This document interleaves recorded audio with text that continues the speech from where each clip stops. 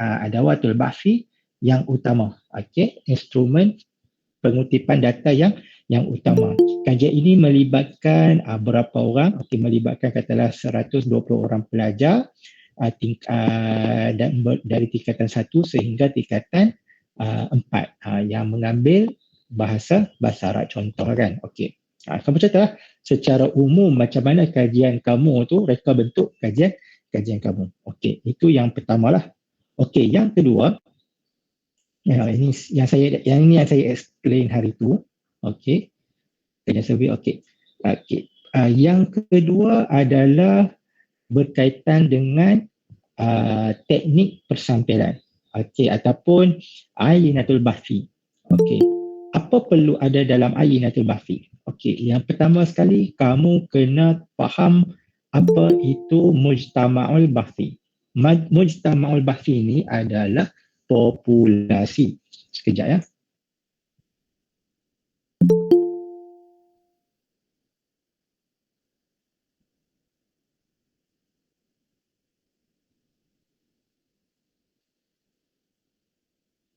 Mujtama'ul bahfi ataupun kita panggil dia sebagai populasi kajian. Populasi kajian ni adalah sangat penting terutama bagi kajian survey. Sebab kajian survey ni macam saya kata hari tu, dapatan dia akan mewakili ke semua populasi, tetapi kamu cuma ambil sampel daripada populasi tersebut. Okey, contoh. Populasi ini kita maksud kat sini adalah populasi kajian kita. Contoh kalau kajian kita adalah pelajar yang mengambil bahasa Arab di Sekolah Menengah Kebangsaan Agama Tun Razak contoh. Okey, jadi semua pelajar yang ambil bahasa Arab di sekolah itu adalah populasi kajian kita. Okey. Jadi sampel tu adalah sebahagian daripada populasi kajian. Katalah kajian kamu adalah pelajar yang mengambil jurusan bahasa Arab. Jadi semua pelajar bahasa Arab di UPSI daripada first year sampai tahun akhir itu adalah populasi kajian kamu. Okey. Kemudian lepas kamu cerita tentang populasi, kamu perlu tahu kamu masuk ke dalam kita panggil sampel kajian ataupun ayinatul bahsi. Ayinatul bahsi ni adalah sebahagian daripada populasi tadi.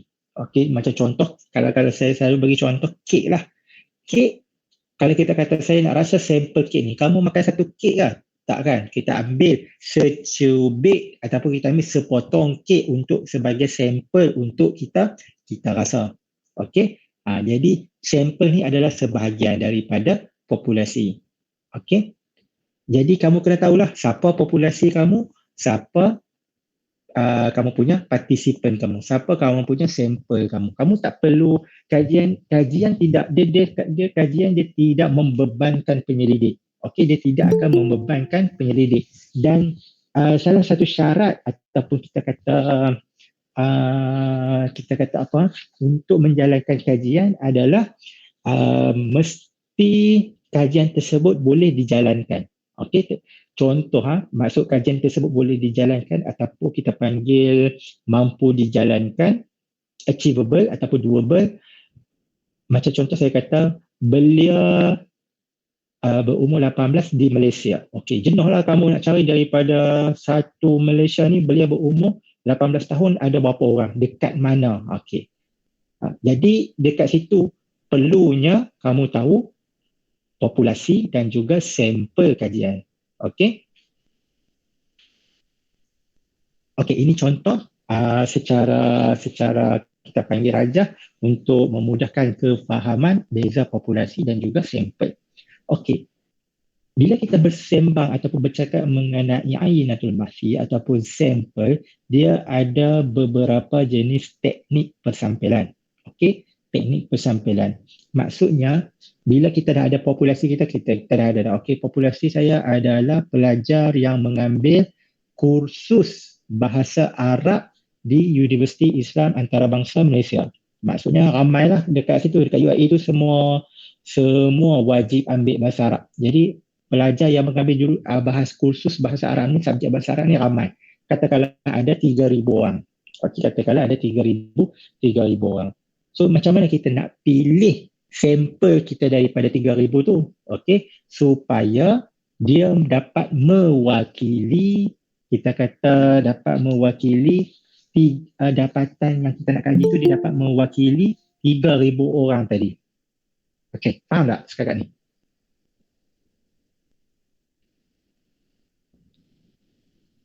Faham. Doktor, boleh ulang balik tak yang 3,000 tu? Okey, contoh populasi kita ada 3,000 orang. Okey, contoh populasi kita ada 3,000 orang.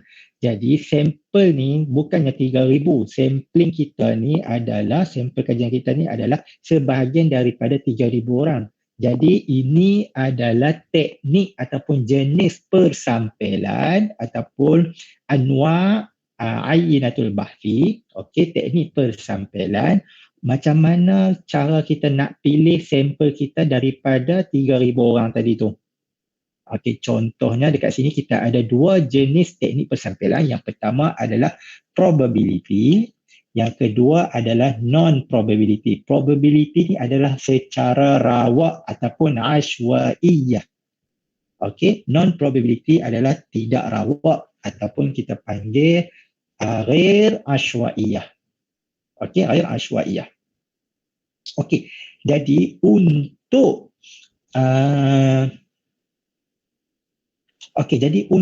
kajian survey,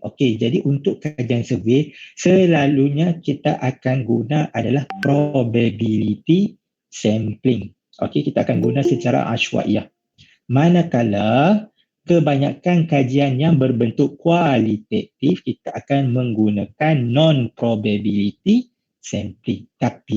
Tetapi ada juga kajian yang menggunakan non-probability sampling. Tetapi kebanyakannya menggunakan probability sampling lah. Okey, sampel ni kamu kena faham betul-betul supaya bagi siapa yang membuat kajian lapangan, teknik persampelan sangatlah penting. Jika teknik persampelan kamu salah, okey, data kamu akan menjadi tidak valid, okey, dan dapatan kamu juga akan menjadi tidak valid. Kenapa? Sebab jika kamu tersalah memilih sampel, makanya kajian kamu itu tidak valid. Contohnya kamu nak buat survey berkaitan dengan persepsi terhadap penggunaan gamifikasi dalam kelas bahasa Arab. Okey, kamu nak guna teknik simple random sampling, tapi teknik kamu tu tak betul. Bila teknik kamu tu tak betul, makanya dapatan kamu tadi tu tidak mewakili populasi tadi. Macam saya kata awal-awal, kajian survey adalah kajian di mana dapatan daripada sampel yang kamu ambil tadi tu akan mewakili populasi kamu. Okey, dapat?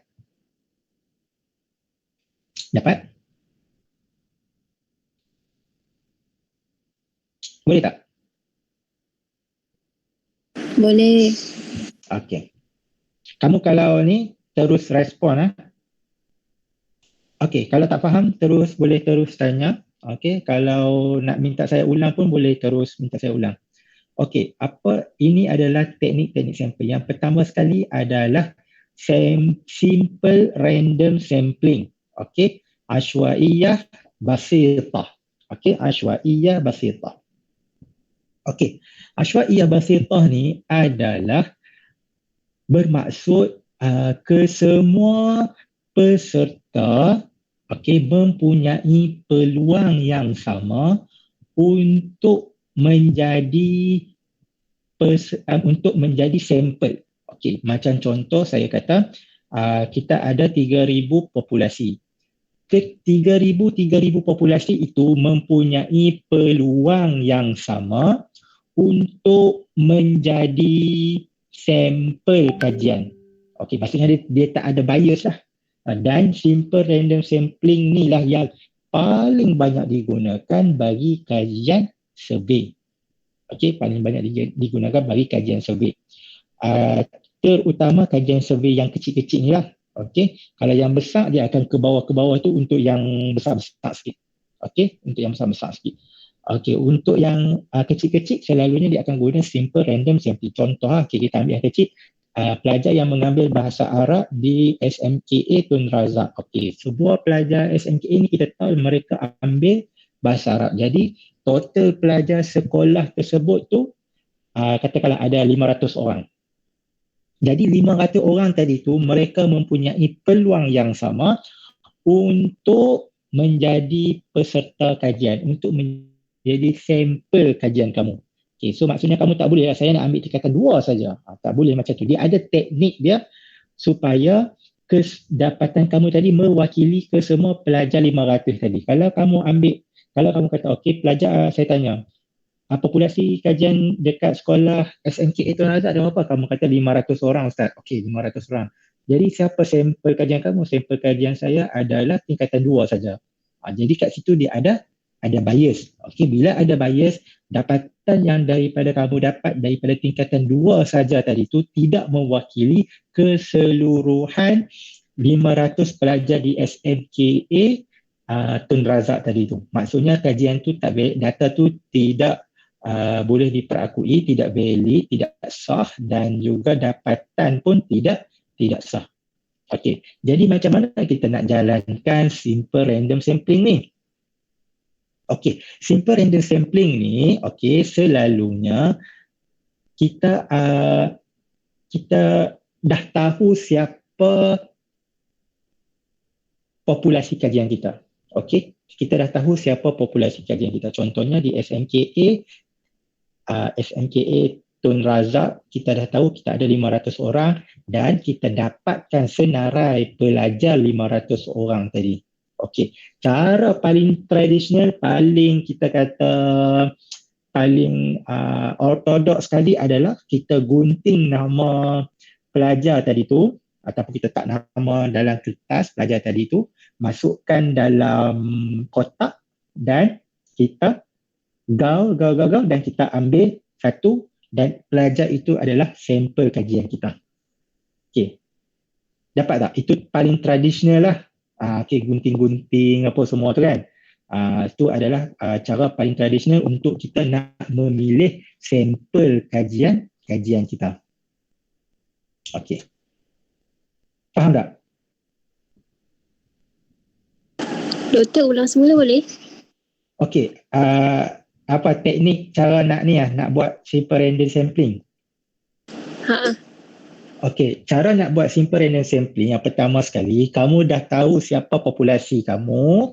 Okey, contohnya populasi kamu tadi tu adalah pelajar SMKA Tun Razak. Pelajar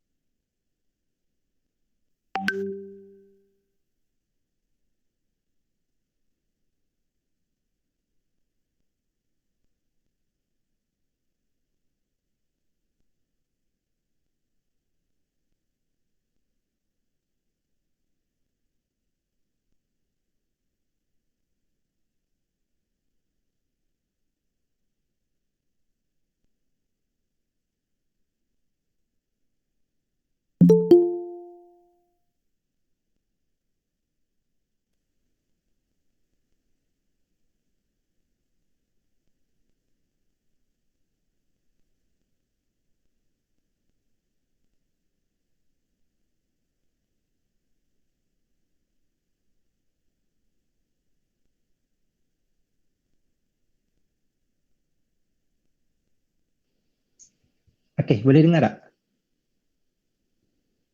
Boleh.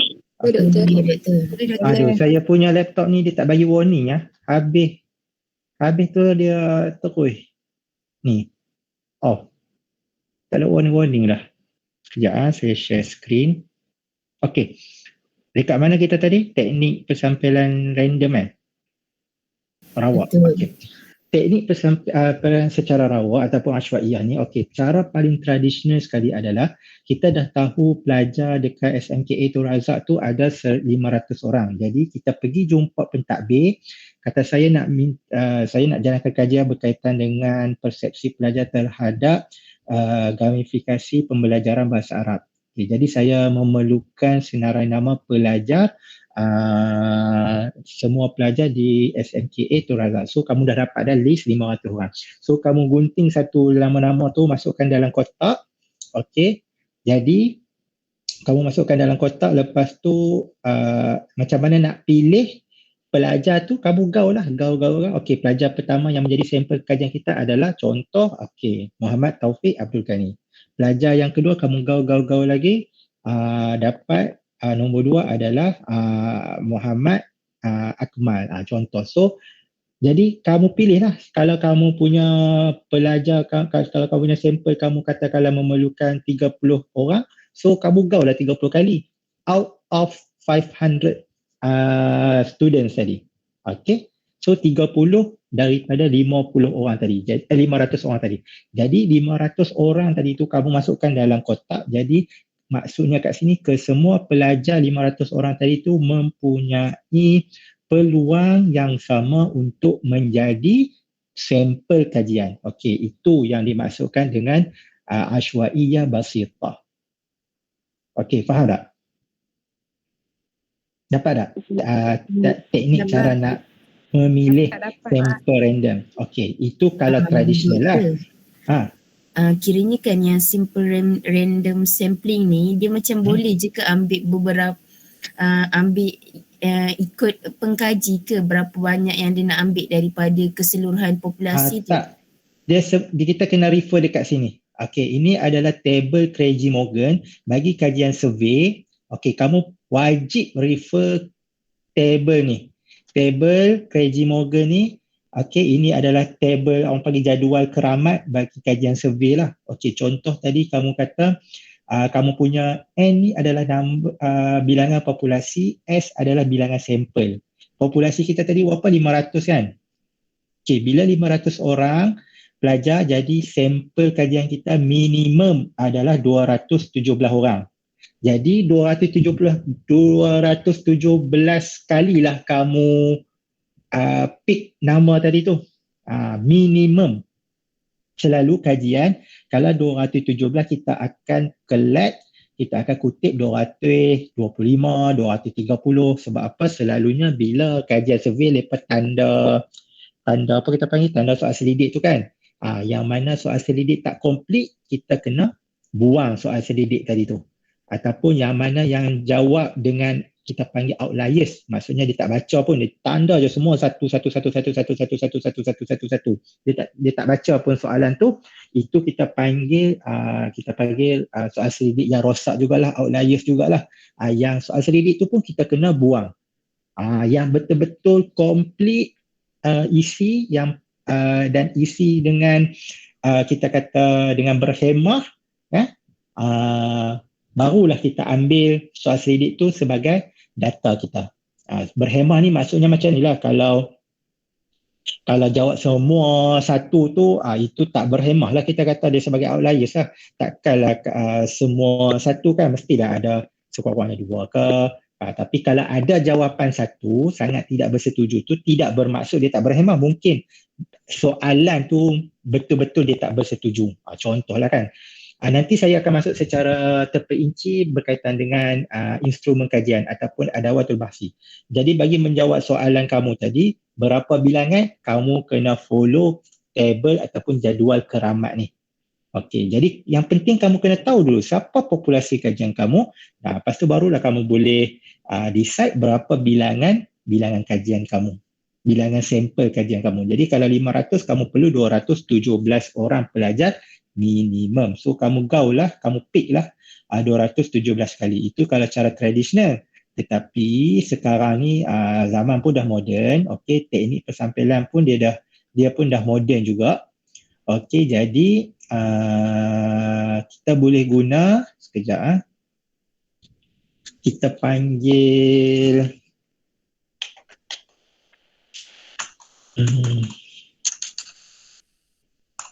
random number, okey, random number generator. Kamu Google random number generator. Contoh minimum satu, kita punya sampel tadi berapa? 500 kan? Betul tak? Okey. So kamu guna ni je. Tak payahlah pergi gunting-gunting nama tu cara tradisional. Sekarang kita dah maju, kita boleh guna random number generator. Jadi kamu dah ada list 500 orang pelajar tadi. So kamu ni lah. Okey, 81. So kamu ambil siapa nama yang nombor 81 tu adalah pelajar tu akan menjadi sampel kajian kita. 1 kali, 2 kali, 243, 181, 430. Okay, tekan klik lah 217 kali. Okay. Kamu teruja tak? Tak teruja pun. Betul kata, habaklah kata teruja lah sikit.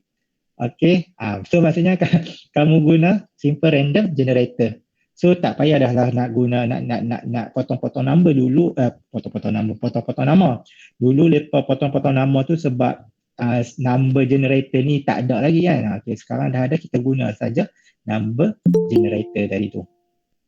Okay, dapat cara nak buat simple random sampling. So maksudnya kat sini kamu nampak faham semua populasi tadi tu mempunyai peluang yang sama untuk menjadi sampel kajian kita. Okey. Okey, dapat Doktor. Ya. Untuk persampilan ni, kalau yang 500 ni untuk satu sekolah, kiranya kalau setiap tingkatan tu kita tentukan terus 50, tingkatan 1, tingkatan 2, 50, tingkatan 3, 4 dan 5. Itu yang itu bukan sampel, apa kita panggil? Simple random, itu nama dia lain pula. Okey, hari kita tengok yang bawah-bawah tadi tu. Okey, yang kedua adalah systematic random sampling guna Zomah. Okey, systematic random sampling ni maksudnya okey, kamu dah ada senarai nama 500 orang dekat pelajar SMKA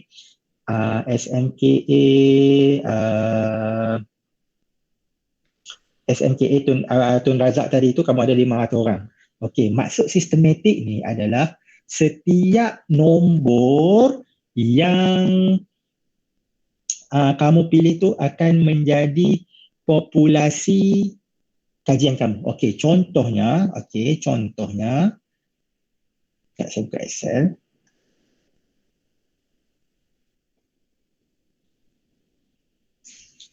Ini sistematik number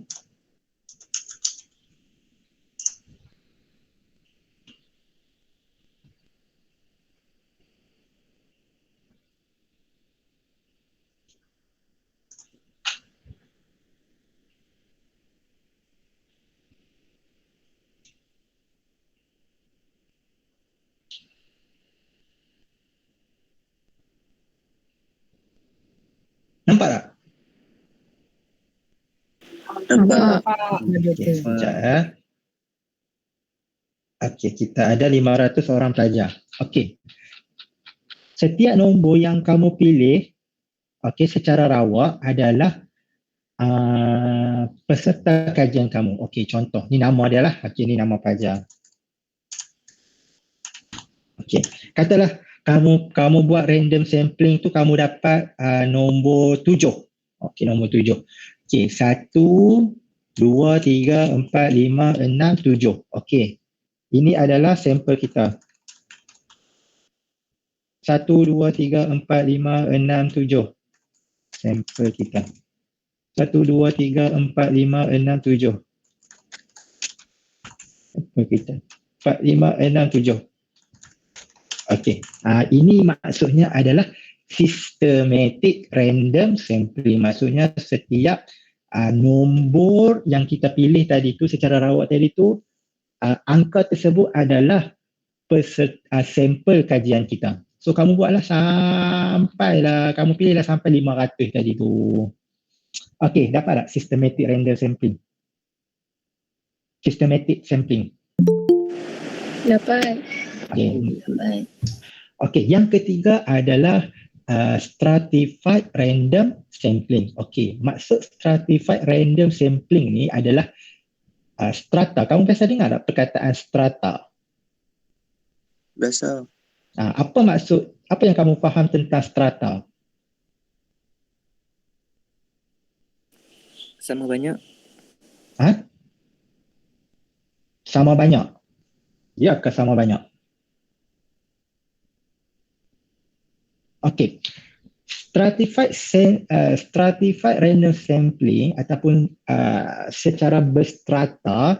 Okey, secara berstrata ni adalah kita panggil macam apa, siapa yang sebut tadi, Fikri sebut tadi. Itu kita panggil strata. Okey, strata ni macam mana kita nak pilih strata? Yang pertama sekali, populasi kita tadi adalah pelajar SMKA Tuan Abdul Razak 500 orang daripada tingkatan 1 sampai tingkatan 5. Jadi kita kena pilih secara strata dulu. Maksudnya strata ni, kalau rumah apartmen tu, okey, ke bawah kita potong macam tu, level 1, level 2, level 3, level 4, level 5, itu kita panggil strata. Tingkatan 1, tingkatan 2, tingkatan 3, tingkatan 4, tingkatan 5, itu kita panggil strata. Okey, kita kena bahagi dulu strata tu mengikut, kita panggil segmen lah. Okey, kita panggil segmen, kita kena bahagi mengikut strata. Strata ni dia bukannya kelompok tau, kita panggil level. Okey.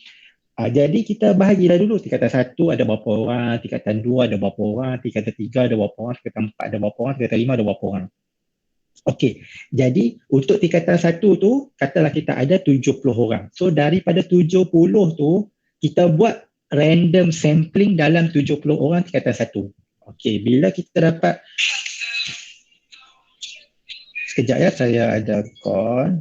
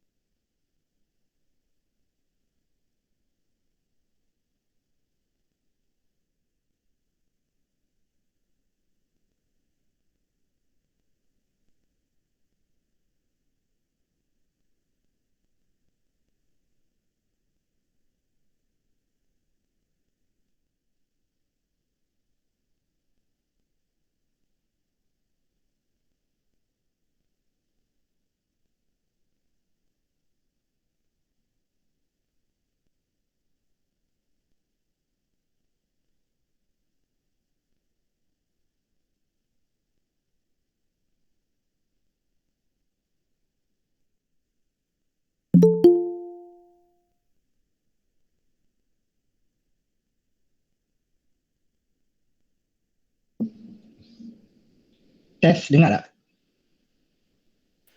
Dengar. Dengar doktor. Okey. Kat mana tadi? Strata. Okey. Dekat strata tu kita kena ada by level-level. Okey, kalau macam contoh itu kalau dekat sekolah, kalau dekat U tahun 1, tahun 2, tahun 3, tahun 4. Kalau dekat masyarakat orang luar ni, mungkin kita panggil kanak-kanak, remaja, belia, dewasa, warga emas. Macam tu.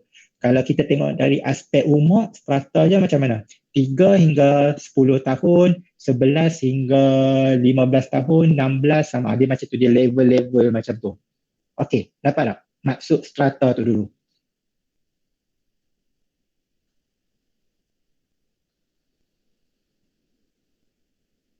Dapat? Dapat. Okey. Dapat. Itu kita bahagi secara strata. Lepas kita dah habis, kita dah bahagi secara strata, setiap stratum tadi, okey, setiap kelompok tadi, kita buat simple random sampling. Kita buat simple random sampling.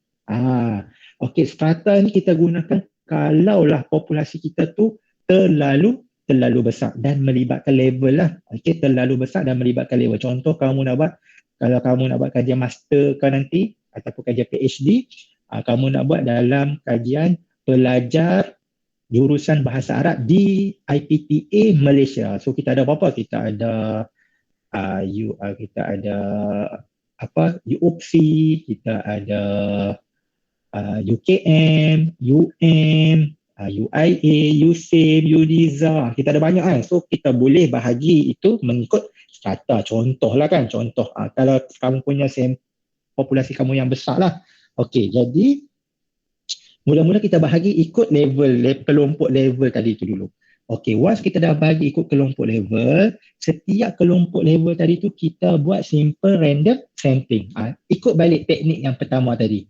So maksudnya kita dah dapat nama semua, contoh kamu nak buat simple random, kamu nak buat strata dalam dekat SMKA tu Razak tadi tu. Okey, so kamu dah ada senarai nama tingkatan 1. Okey, jadi kamu buatlah random untuk tingkatan 1 saja.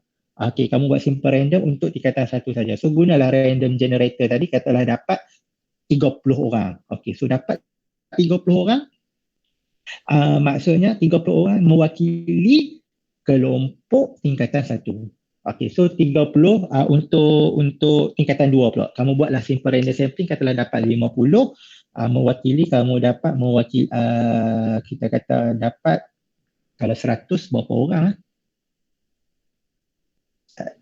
180 orang. Okay, kamu dapat 80 orang tingkatan 1, 80 orang tingkatan 2, 80 orang tingkatan 3, 80 orang tingkatan 4, 80 orang tingkatan 5. Jadi itulah total bagi kamu punya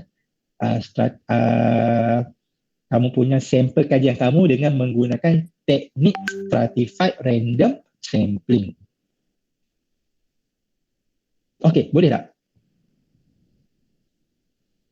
Boleh doktor. Okey, faham? Boleh Untuk doktor. strata ni. Okey. Okey, kemudian adalah yang terakhir bagi sampling random sampling, bahawa sampel yang berawal adalah cluster sampling. Okey. Apa yang dimaksudkan dengan cluster? Okey, yang cluster ni pula, okey. Macam stratified juga. Okey, cuma stratified tadi dia dibahagikan mengikut level. Okey. Manakala cluster ni dia tak bahagi mengikut level. Teknik dia adalah sama. Tapi pembahagian dia tu tak sama. Pembahagian kelompok dia tu tak sama. Okey, cluster ni dia lebih kepada, contoh kalau kamu nak buat 4 kumpulan. So kamu kata kumpulan A ni adalah kumpulan daripada B40. Okay. Kumpulan B pula adalah kumpulan daripada M40. Tak boleh kalau B40 M40 tu dah stratified sebab dia level.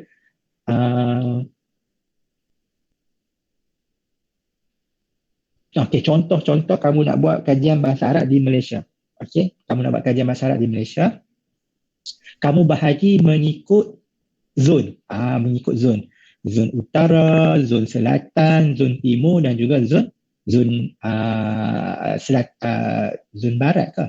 Utara, timur, selatan, zon tengah. Okey, jadi untuk zon utara ni kita ada berapa universiti? Kita ada contoh IPTA, kita ada UUM, kita ada UNIMED, kita ada Perak apa? UPSI. Okey, kita ada Penang, ada apa? USM. Okey, so 4 tu akan mewakili zon utara. Manakala zon tengah pula, kamu carilah apa IPTA dekat zon tengah. UKM, UIA, UKM, UM, U apa lagi? Dekat zon tengah. Okey, universiti-universiti tu akan mewakili zon tengah. Zon Pantai Timur, kita ada UNIZA, UMK. Okey. Jadi yang tidak mewakili level tadi ni, yang bukan berbentuk level dan kita kelompokkan dia, itu kita panggil secara kluster. Okey, dapat tak? Lepas kita dah bahagikan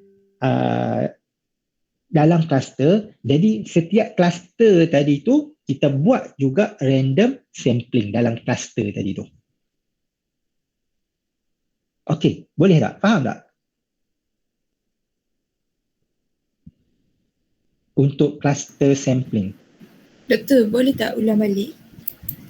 Okey, untuk cluster dia sama juga macam strata. Okey. Tetapi strata ni macam saya kata tadi, dia bahagi mengikut level kan, betul tak? Tapi cluster ni dia tak ikut level, dia random saja. Kita boleh bahagikan kelompok-kelompok tu mengikut apa yang kita nak, macam tu. Apa yang kita nak. Okey, contohnya saya nak buat kajian pelajar bahasa Arab di Malaysia. Okey, di IPTA Malaysia. Jadi saya nak guna, kalau saya nak guna teknik random ni macam kita kata apa, macam tak boleh lah. Okey, pelajar ramai kan. Takkanlah saya nak guna random, macam tak sesuai. Jadi saya nak supaya lebih menyenangkan kajian, saya guna teknik cluster. Okey, cluster sampling ni saya buat macam mana? Saya bahagikan dulu IPTA mengikut zon. Okey, IPTA mengikut zon. Okay, contoh zon utara, zon selatan, zon timur dan juga zon tengah. Okey, bila saya dah bahagi mengikut zon, okey, setiap zon tu saya buat random sampling. Sama juga macam strata tadi. Cuma bezanya strata tadi tu dia mestilah kita kata mempunyai elemen stratified ataupun mempunyai elemen level tadi tu. Okey, contoh kalau kamu nak buat kajian dalam satu apartmen kamu tu.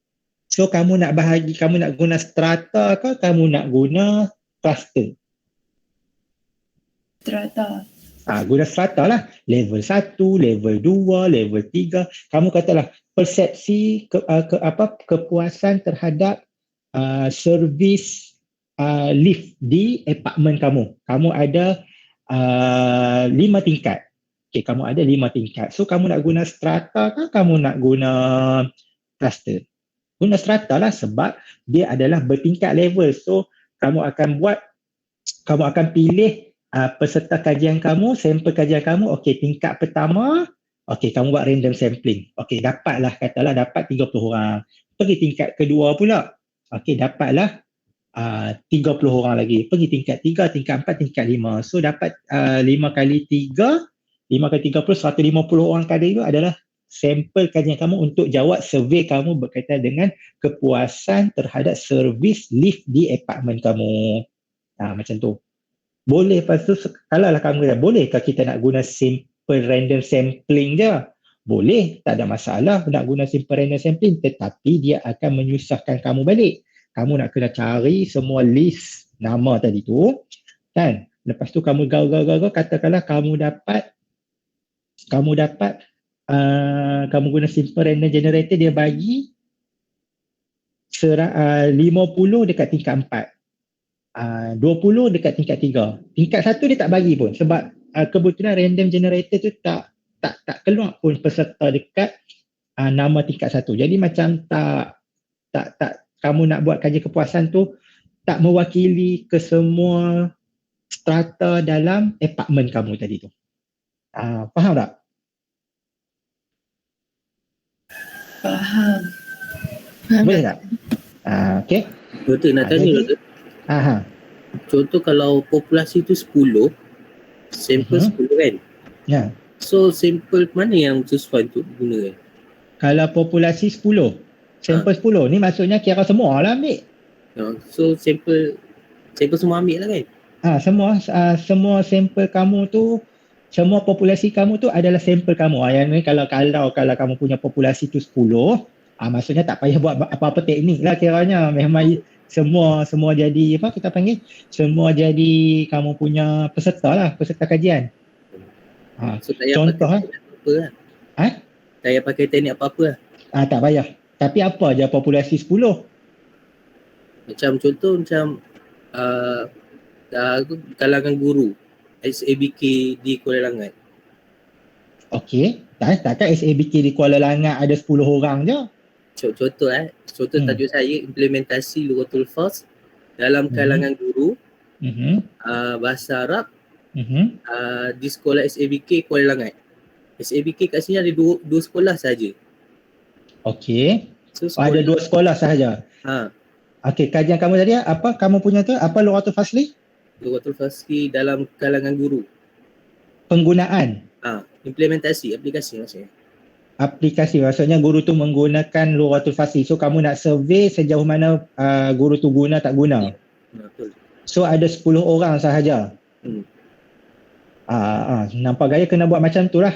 Tapi saya cadangkan kamu top up juga dengan interview supaya dia boleh menyokong dapatan survey kamu tadi. Betul.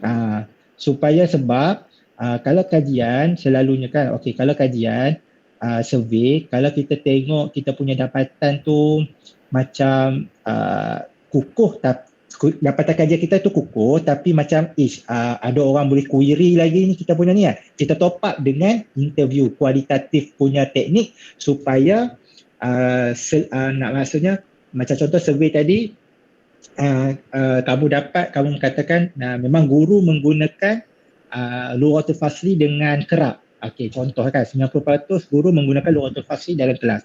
So bila kamu interview, kamu tanya, cikgu menggunakan Lughatul Fasli? Ya, kami menggunakan Lughatul. So maksudnya dapatan kualitatif tadi tu sama dengan dapatan kuantitatif dan menyokong dapatan kuantitatif tadi tu. Dapat tak? Faham tak? Faham, dapat. Sebab kalau 10 ni dia macam terlalu sedikit untuk kamu nak jalankan kajian survey lah, tapi tak ada masalah kalau itu populasi kajian kamu. Okey?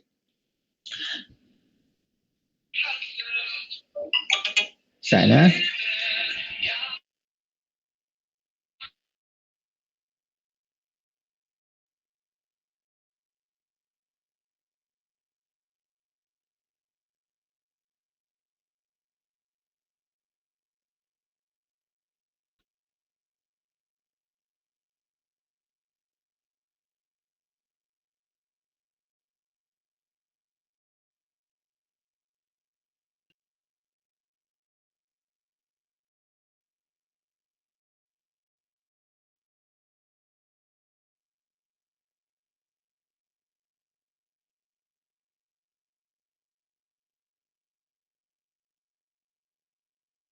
Dekat.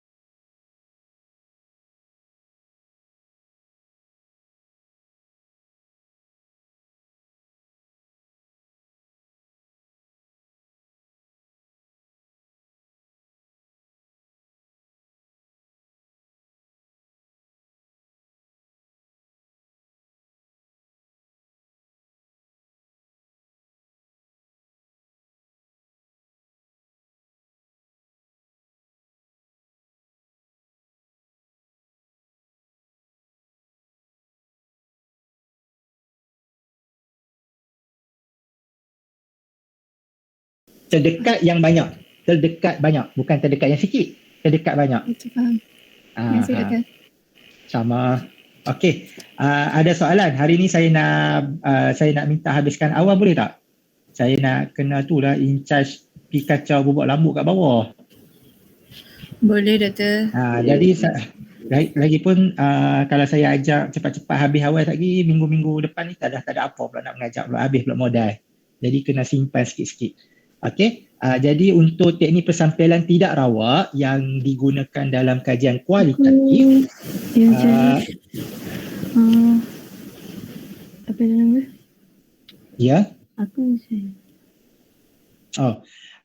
Kajian untuk kajian teknik persampilan yang tidak rawak, saya masuk minggu depan ni. Kita ada convenient, purposive, kota dan juga snowball. Selalunya kita menggunakan 4 teknik ini dalam kajian kualitatif. Jadi siapa yang buat kajian berkaitan dengan pasal kualitatif, InsyaAllah minggu depan saya akan terangkan teknik persampilan, macam mana cara kita nak pilih orang yang kita nak interview tu. Bukan main pilih macam tu je, saya nak interview you lah. Okay, dia ada juga teknik persampilan. Okay. Hari ini kita selesai dengan teknik secara rawak dan minggu depan esok kita masuk teknik secara tidak rawak. Okey, ada soalan berkaitan dengan penulisan tesis, ada apa-apa berkaitan dengan masyru', apa-apa berkaitan dengan topik hari ini, semua boleh tanya. Saya buka soalan. Doktor, saya nak tanya, kalau untuk kajian persepsi, mana lebih bagus kita guna kualitatif ataupun kuantitatif? Kajian apa? Persepsi. Persepsi tentang apa tu? Kalau tajuk saya, persepsi tentang penggunaan kanun dan penghasilan BBM dalam kalangan guru pelatih UPSI. Dalam kalangan guru pelatih? Guru pelatih UPSI. So maksudnya pelajar yang LM ni lah. Okey, kalau kajian persepsi macam tu, melihat kepada kepada populasi kajian, kuantitatif boleh digunakan. Elok juga nak gunakan kuantitatif. Baik, terima kasih Doktor. Sama-sama. Okay, soalan lain?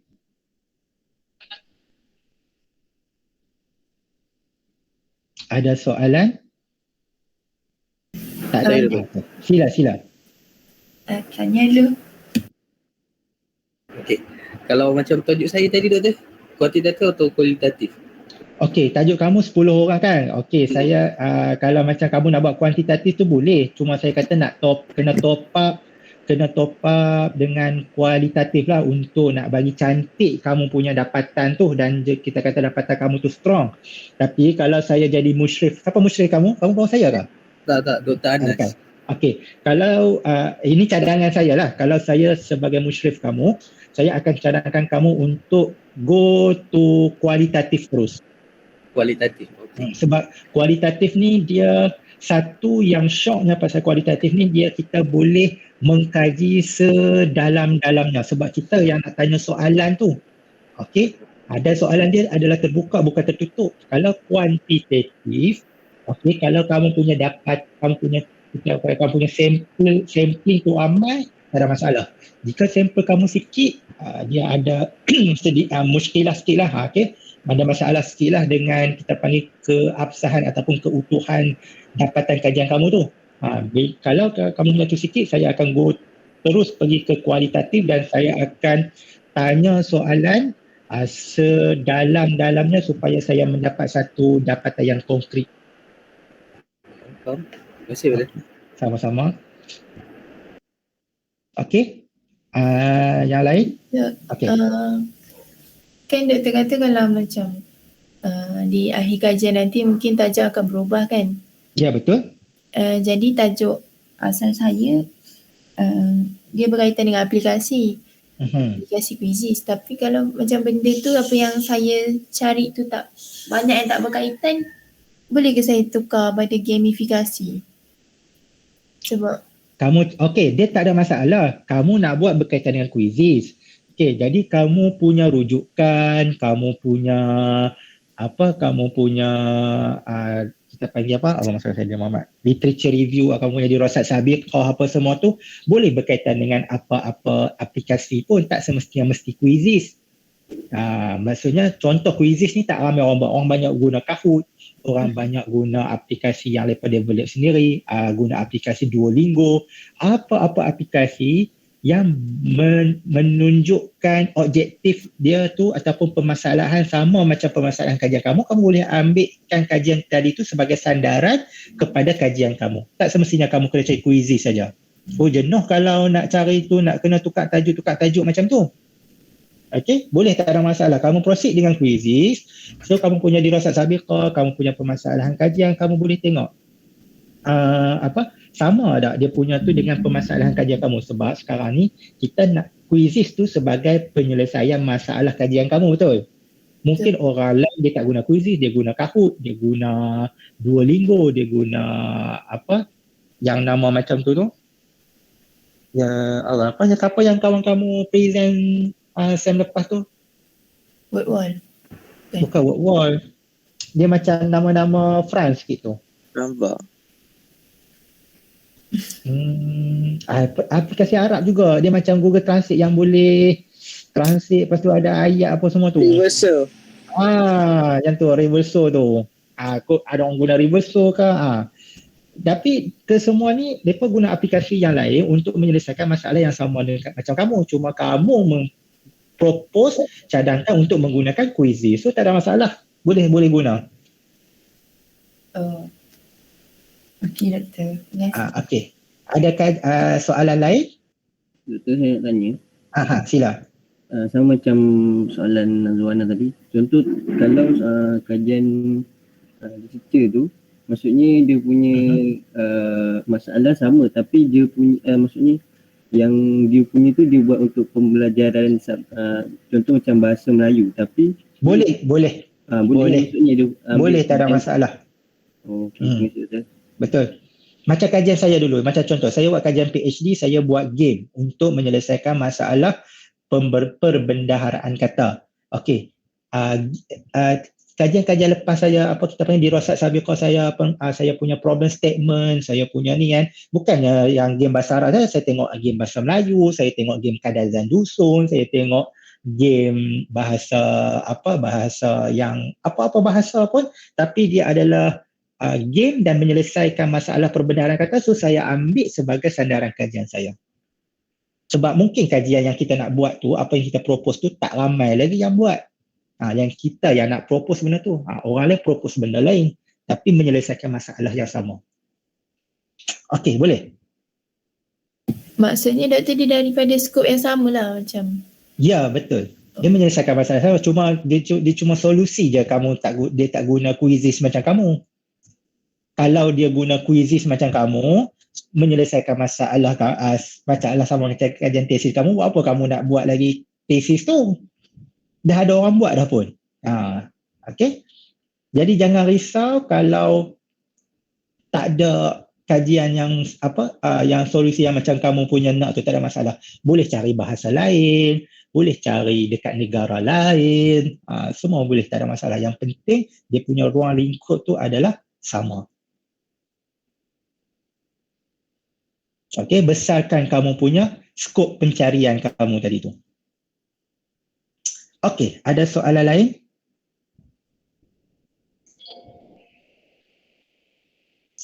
Fi soal?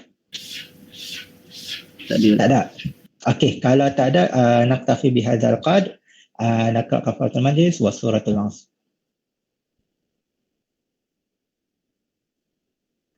Okey, bagi mana-mana siapa yang ada Mai. Siapa yang ada dekat area Tanjung Malim, mai ambil bubuk petang saat lagi dalam pukul 2 lebih dekat FBK pintu selatan. Tapi kalau nak pergi hantar dekat rumah kamu tu, dah lah kot. Kamu mai ambil dekat fakulti kami ada mengacau bubur lambuk dekat sini. Okey, percuma untuk semua warga FBK dan juga bukan FBK pun mai ambil je semua. Okey. Okey, jumpa petang nanti. On, Doktor, on. Okey. Aidil kamu ada kat sini kan? Ada doktor, ada. Mai tolong potong ayam ni. Sekarang. Okey. Sekarang lah ni nak potong ayam ni, tak ada orang nak potong ayam. Okey. Okey, baik. Okey, terima kasih semua. Jumpa minggu depan. Assalamualaikum warahmatullahi wabarakatuh. Terima kasih doktor. Doktor.